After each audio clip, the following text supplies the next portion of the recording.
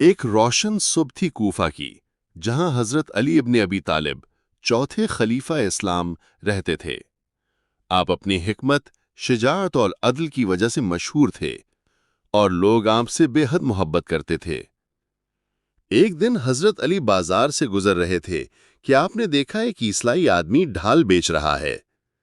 حضرت علی رکے اور ڈھال کو غور سے دیکھنے لگے۔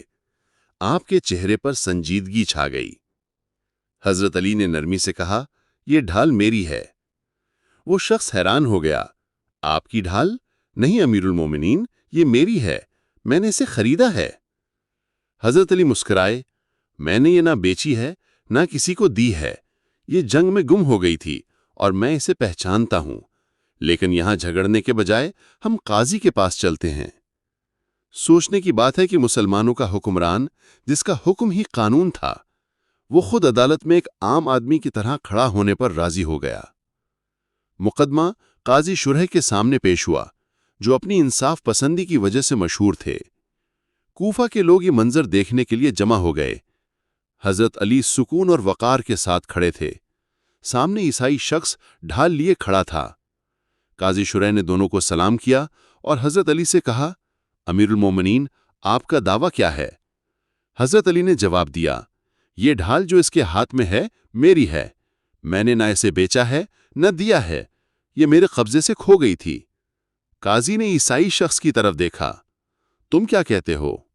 اس نے ڈھال کو مضبوطی سے پکڑتے ہوئے کہا، یہ ڈھال میری ہے، یہ میرے قبضے میں ہے اور قبضہ ہی دلیل ہے۔ قاضی شرح نے حضرت علی سے پوچھا، کیا آپ کے پاس کوئی گواہ ہے جو آپ کے دعوے کو ثابت کرے؟ حضرت علی نے فرمایا، جی ہاں، میرا بیٹا حسن ابن علی گواہی دے گا۔ حضرت حسن ابن علی آگے بڑھے اور کہا، میں گواہی دیتا ہوں کہ یہ ڈھال میرے والد کی ہے۔ لیکن قاضی نے سر ہلا دیا، بیٹے کی گواہی والد کے حق میں اس معاملے میں قبول نہیں کی جا سکتی۔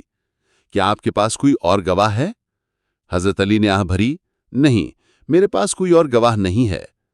قاضی نے احترام سے کہا، امیر المومنین، اگرچہ میں جانتا ہوں کہ آپ سچے ہیں، لیکن قانون کے مطابق گواہی ضروری ہے۔ چونکہ آپ کے پاس بیٹے کے علاوہ کوئی گواہ نہیں ہے، اس لیے فیصلہ اس شخص کے حق میں کیا جاتا ہے جس کے قبضے میں ڈھال ہے۔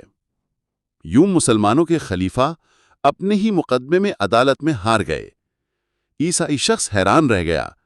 اس نے دیکھا کہ حضرت علی بغیر غصے یا شکایت کے فیصلہ قبول کر رہے ہیں۔ آپ خاموشی سے جھکے، پلٹے اور عدالت سے نکل گئے۔ اس آدمی کا دل کانپ اٹھا۔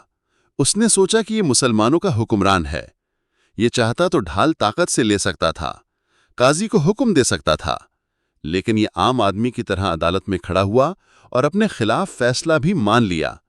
اس کی آنکھوں سے آنسو بہہ نکلے۔ وہ دوڑتا ہوا حضرت علی کے پیچھے گیا اور کہا، امیر المومنین، ڈھال واقعی آپ کی ہے، میں نے جھوٹ بولا، یہ میری نہیں ہے، میں نے صرف آزمانا چاہا تھا۔ اللہ کی قسم، آج میں گواہی دیتا ہوں کہ آپ کا دین سچا ہے اور میں اسلام قبول کرتا ہوں۔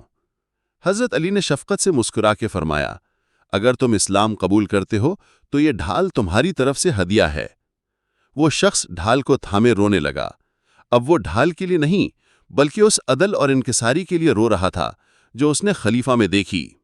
یہ واقعہ دور دور تک مشہور ہوا اور اس نے دنیا کو دکھا دیا کہ اسلام میں عدل طاقت اور دولت سے بلند ہے، یہاں تک کہ خود خلیفہ بھی اس کے تابع ہے۔